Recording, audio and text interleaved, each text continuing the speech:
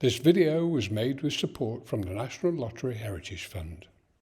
Welcome to the Heritage Channel on CleTV, where we explore the fascinating history of North East Lincolnshire in a monthly roundup of news, views and stories. In our first programme of the new year, we look back at some of the most popular features from our first two seasons.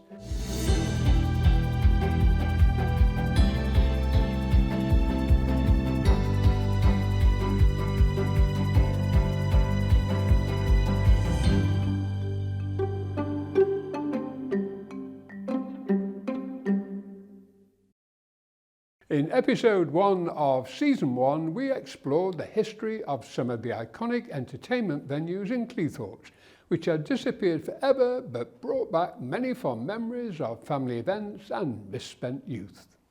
No programme about famous festivals in Cleethorpes would be complete without exploring the history of the iconic venues that have hosted events in the town for over half a century. In this first of two programmes, we look at venues that have now disappeared.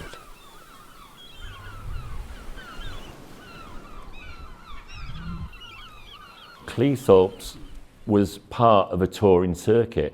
When bands played 35 dates around the UK, they all played Cleethorpes Winter Gardens. It was, so it was a key venue,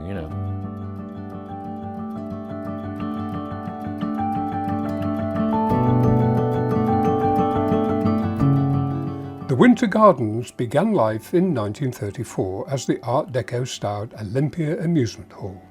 Built with compensation received by railway worker John Eyre, it provided an ideal venue for events and festivals of all kinds. During the Second World War, the Olympia was used as a cookhouse and dining area for a Royal Artillery unit, before reopening in 1946 as the Winter Gardens, providing a centre for community activities and a major entertainment venue. So bear in mind, it was more of a community centre.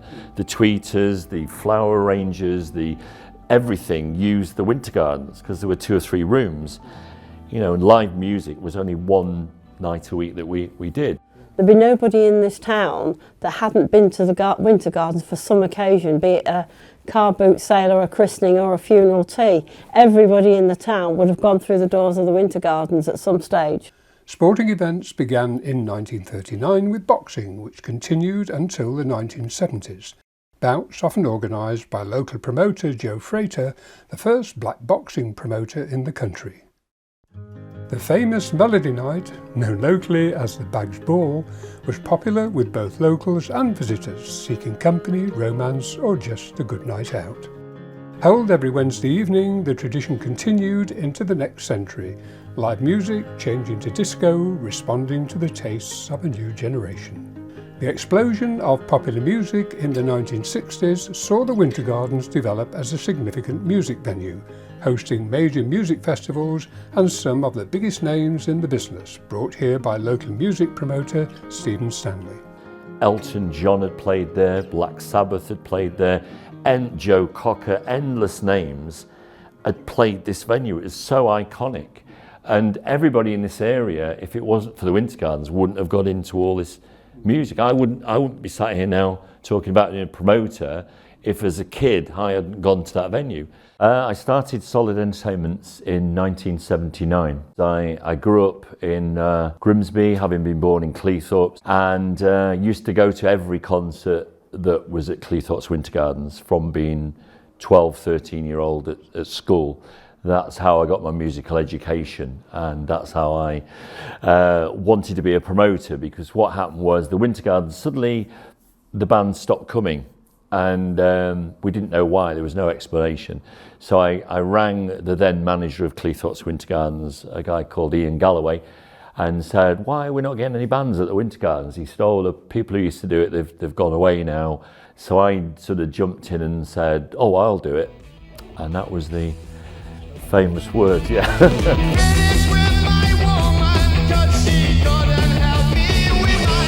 The Winter Gardens was host of the famous annual Cleethorpes Folk Festival for over 50 years. Well, the Folk Festival in Cleethorpes started in 1964. It moved to the Winter Gardens because the Winter Gardens had 3-4 rooms that could be used. Anybody who is top of the folk scene has played at Cleethorpes Folk Festival. Barbara Dixon, Kate Rusby, John Bowden, Silly Wizard. Also, anybody who was top of the tree. We only got the best artists for Cleethorpes Folk Festival. Jimmy Jackson was the owner of Cleethorpes Winter Gardens. He was at the venue when the Sex Pistols played there. And that's a big story because the Sex Pistols only played a handful of venues. And then the tour got cancelled, but they played the Winter Gardens. You know, I saw all the rock bands there, AC/DC, Queen, Sparks, Cockney Row, everybody played there. I could, you know, there's a whole programme about the history of the Winter Gardens.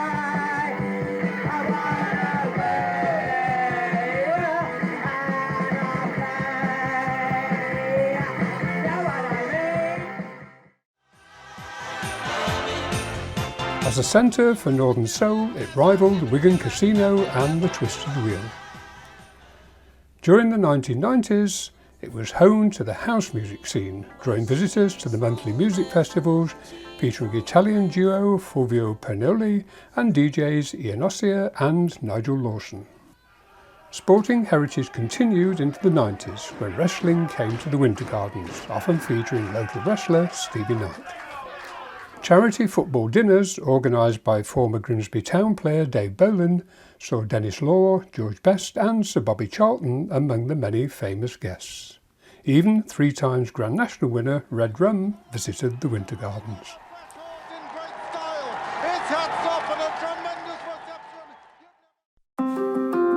Across the road from the Winter Gardens was another iconic Cleethorpes venue, the Cafe Dansant. I got a phone call from the Winter Gardens. He says, I understand you lost the Memorial Hall. Will you come and do a deal with me at the Cafe Dansant? So we moved everything to the Cafe Dansant, but we had all sorts of the top artists there, or we put them over at the Winter Gardens. Also starting life in the 1930s as the Kingsway Pavilion, the Cafe Dansant became a popular dance and music venue through the war years.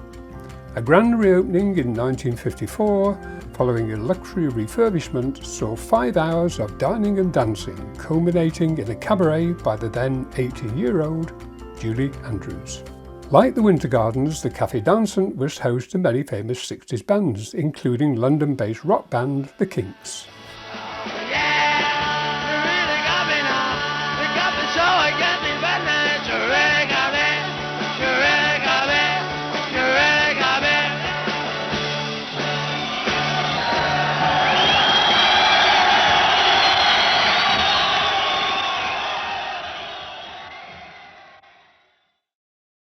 Demolished in 1966 to make way for a toilet block, the site now hosts the Kingsway Kiosk.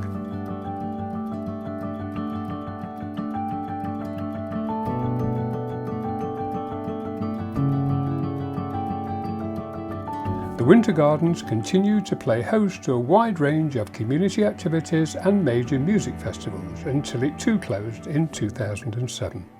Overnight, the bulldozers moved in. So before anything could be done to stop the demolition, they demolished it.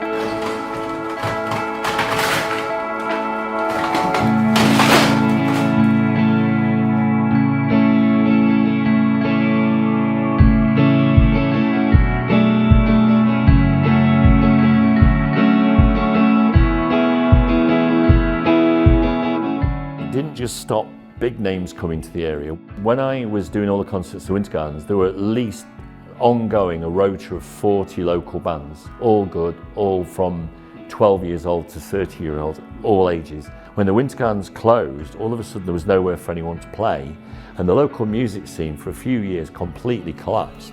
It had gone, we'd lost the moment.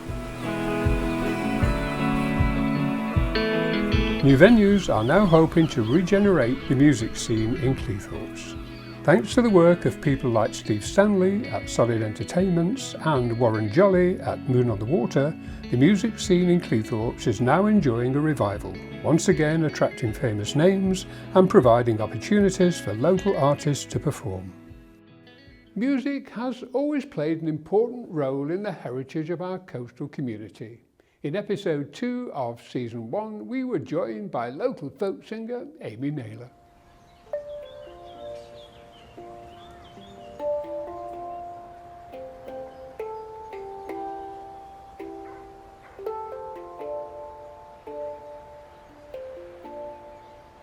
Like the clouds, I'll flow through the sky, and with each passing moment, I'll let it go by. My name is Amy Naylor. I have grown up surrounded by music. I grew up in Grimsby. I've played music all my life, and this is kind of what I do as a job now. I've done a lot of performing live around in the local area, as well as around the UK, around Europe and Canada and America, and now I teach as well.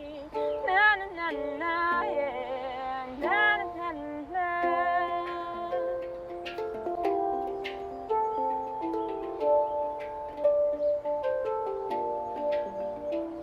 My music has a lot of influences. A lot of my kind of songwritery type stuff comes from a lot of politics and local politics and global politics, kind of social relationships and that kind of thing. And a lot of my actual kind of musical influences come from my parents, growing up around them and playing in bands with them and listening to their music. We got involved in the local acoustic scene and the folk scene and just the heritage, and we've been involved in commission to write stuff on fishing and have a lot of the day in the founder of the town and things like that. We all exist within a context, and my context is growing up in Grimsby and the heritage in Grimsby. And again, I'm very much inspired by stories, and we've got so many stories here in Grimsby. We've got, you know, all the fishing heritage and all that kind of stuff.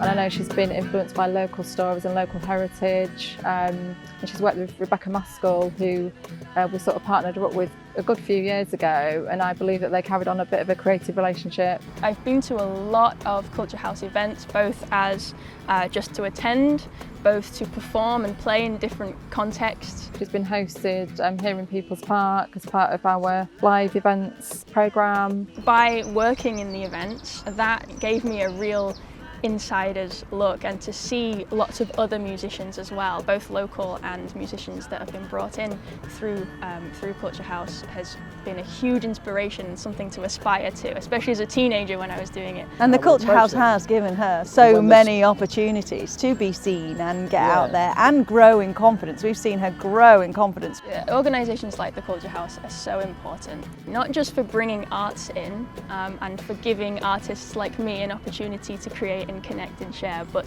to provide a space where community can come together. Great.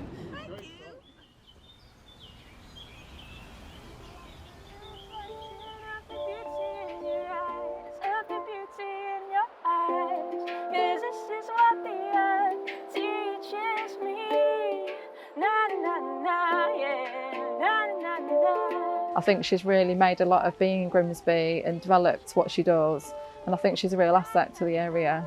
And I'm inspired by how we as a town have grown and kind of overcome a lot of stuff, and we've gone from this rich heritage and we're now growing into a very artistic community, I think, at least in my little happy bubble, and so that inspires me a lot as well. Like the clouds, I'll flow through the sky, and I'll act as a reflection of the beauty in your eyes, of the beauty in your eyes.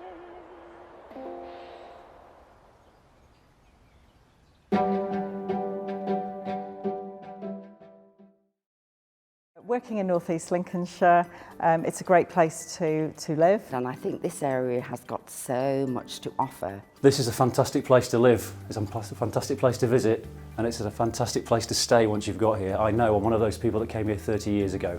It's a very caring community. There are lots of organisations working together here. I believe that we've got a huge amount of dialogue between all the organisations, which is certainly getting stronger and better. All our clients are really friendly and they welcome everybody in their home with open arms.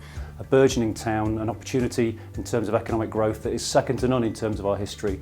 Lots of things are happening here. Come and live here, come and work here, come and stay here.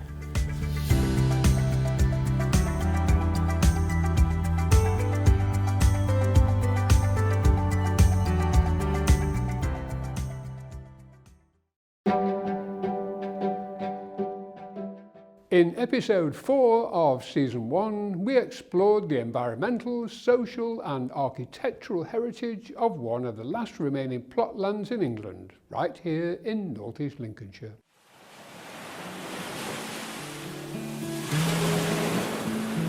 The Lincolnshire coast is beautiful. I think that the Humberston Fitties in Cleethorpes is a really important example of social history, in that it was formed as part of the plotlands movement, which had a backdrop of people trying to escape industrial towns. People have come and stayed here since before the First World War in ad hoc buildings and shelters, and as time progressed the chalets became more permanent. So my chalet here, it's been here since the 1920s. It's still the original building, and this whole concept that the heritage of the chalets is important, and as people move in and develop the chalets, is to try and maintain that overall feeling of natural materials, and that chalets fit in with the design guide. There were quite a few settlements that were part of the plotlands area, and I think there's probably only 1 or 2 left. I think one of them is become quite run down, whereas this area, it has been looked after by people. It is a site of special scientific interest, this area. In fact, a lot of the land around the Humber is, as I'm sure you know. And so, you know, people have all sorts of different concerns that they have. But really, I think people just want to keep the place going. It's one of the last remaining plotlands in England, so I think it's quite important. I want to make a sketchbook of the area to show, you know, just the different types of like architecture that there is. I also want to create a map of the Fitties, showing where there are important chalets, you know, where some of the older ones are, and do a walking tour so that people can walk around and you can explain a little bit more about the heritage of the area and the buildings. I think it's important people understand why it's a conservation area, what makes it important, because the conservation area status helps to protect this really special place. You know, moving forward, the heritage of the chalets and the environment has been really important, and that planning and looking really closely at how the chalets are developed. If we don't follow that, in the years to come, we'll end up with a caravan park. We have to find a way of working in balance with the wildlife, with the people who own the properties, with the visitors, with the landowners. It's always been a bit of a juggling act. It is really, really special, and it is an example of how ordinary working people created their little escape by the sea with whatever they could find.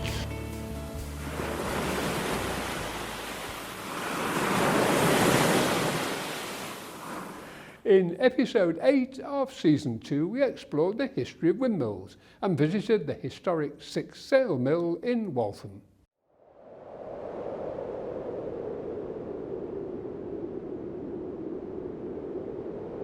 Before the introduction of steam engines and electricity, the only source of power that humankind had the ability to control was wind. It not only powered our sailing ships, but also hundreds of thousands of windmills that were and still are used all around the world.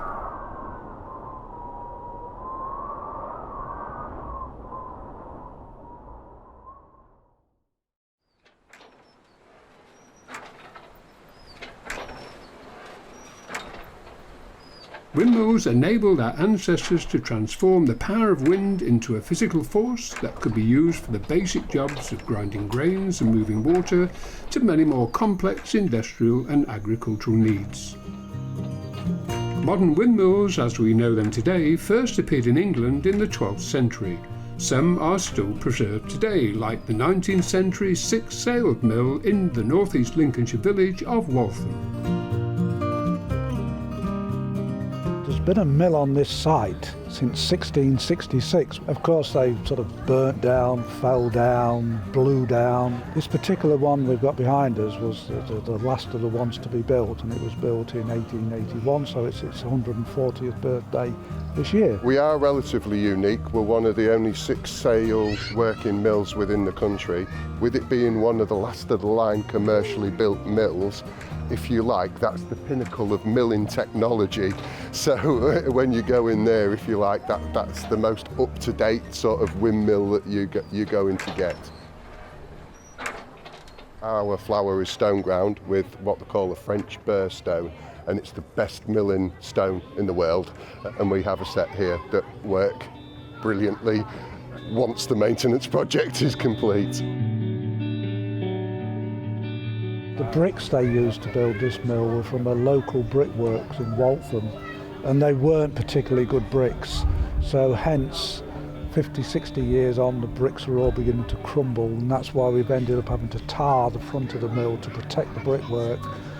And the danger of that is once you tar it, now you've got a maintenance problem. Every 5 years you've got to re-tar it. It fell into a pretty bad state of repair. Obviously these things cost a lot of money. Our previous chairman, Dr. Pip Carter, took the job on in, again, the late 50s, early 60s, and he's done an absolutely fantastic job.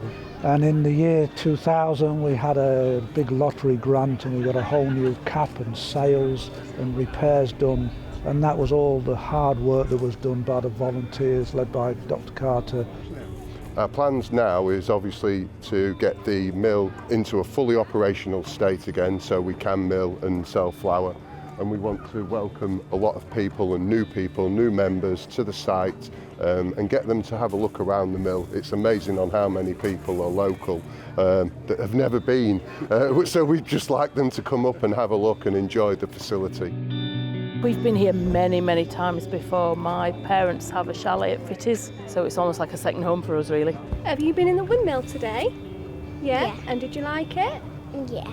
I think it's just the history of it all, how old it is and how beautiful it is. I live in the village, so it means a lot to me, the mill. I'd been a miller 15 years. 8 years I've been doing it now. Yeah, 2 years apprenticeship, and then and now I'm teaching these new lads how to carry on. So I can see the mill from my house, so I didn't want to see the sails stop turning. You know, when you walk in there, I've been used to working in the oil industry, and some of the engineering that I've seen over my working life, there's nothing new. You know, it was all in there, all the things that goes on in the mill, you can see in modern engineering. You know, nothing's new. But it's just important to keep things like this for all the youngsters and future generations. So.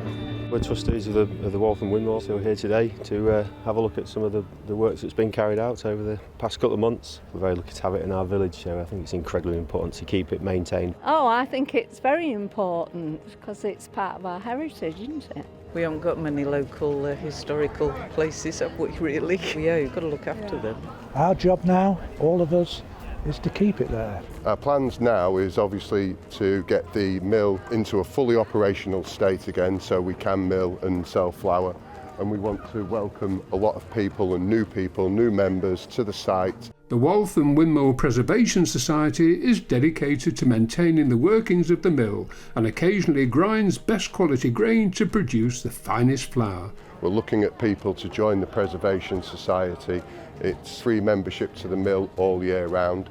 Please, if you can, join. It's very easy, it's on the website. All I want to do is get the mill up and running again, and having the people go in whilst it's shaking and rattling and moving. Yeah, I'm really looking forward to it. As the power of wind once again plays a critical role in the future of humankind, North East Lincolnshire is at the forefront of the battle against climate change as a centre for the wind turbine industry.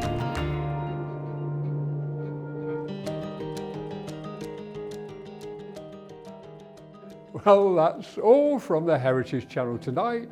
If you're watching on Facebook, don't forget to join our group, or on YouTube, click the subscribe button below to make sure you don't miss any of our programmes. Thank you for watching, and we look forward to seeing you next month when we are joined by local author Tracy Baines, explore some of the area's hidden gems, and cover more heritage news, views and stories that tell the rich history of our local community.